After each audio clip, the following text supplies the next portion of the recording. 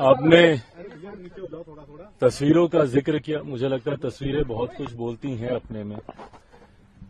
इतना मैं जरूर बोलूंगा कि लोक जनशक्ति पार्टी रामविलास के मौजूदा बिहार में राजनीतिक घटना चक्र को देखते हुए कई सारी चिंताएं, कई सारे कंसर्न्स हम लोगों के रहे हैं। ये कंसर्न्स और ज्यादा तब बढ़ जाते हैं जब कोई अधिकृत जानकारी सामने नहीं आती है।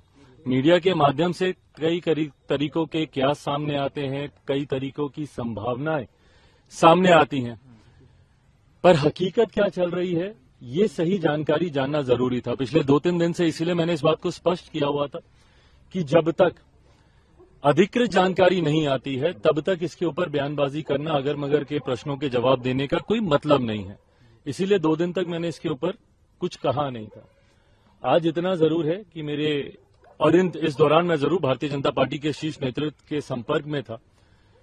ये जानकारी जरूर प्राप्त हो रही थी कि कुछ चीजें हैं जिसको लेकर जो सुगबुगाहट है वो सही है। आज उन तमाम विषयों पर मेरी भारतीय जनता पार्टी के राष्ट्रीय अध्यक्ष जेपी नड्डा जी, केंद्रीय गृह मंत्री आदरणीय अमित शाह जी से मुलाकात हुई। लोक जनशक्ति पार्टी रामविलास ने अपनी तमाम बातों को, अपने तमाम कंसर्न्स को, अपनी तमाम चिंताओं को उनके समक्ष मजबूती से रखा है।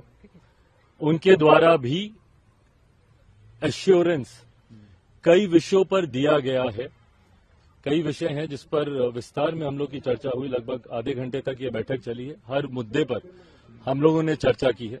ये चर्चाएं अभी और आगे भी चलेंगी। लोकसभा का चुनाव भी सर पर है, सीटों को भी लेकर कई और विषय हैं जिसको लेकर चर्चा होनी है। आज की तारीख में मैं जरूर कह सकता हूं कि परिस्थितियां गठबंधन को देखकर बोलें तो काफी सकारात्मक है। लोक जनशक्ति पार्टी रामविलास के जितने कंसर्न्स हैं उनको जरूर गंभीरता से एड्रेस किया जा रहा है। आने वाले दिनों में स्थिति और स्पष्ट होगी। उसके आधार पर पार्टी अपना फाइनल स्टैंड उस वक्त आप लोग के सामने